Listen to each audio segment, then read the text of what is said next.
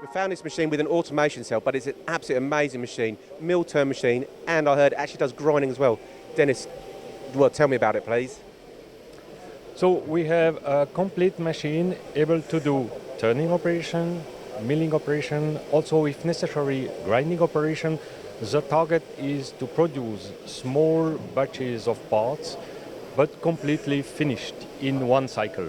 So I'm thinking here, if you've got the automation, you're going to be doing large batch runs, but that's not the case. But normally our force is to produce customized parts in medical application, medical technology, and we see in this segment of markets we have a high drastic reduction of the sizes of the batches, and we have to produce unique parts and high personalized parts for patients.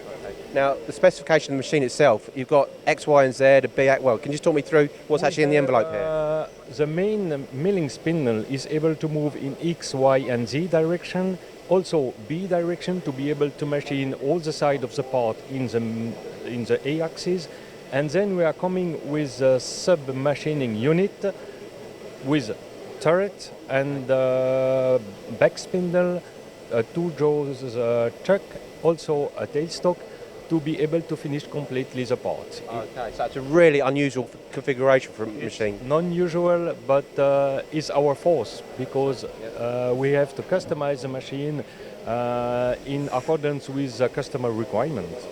That's a fantastic machine. Just the part it's making at the moment, is that a medical part? What? The component it's manufacturing at the moment?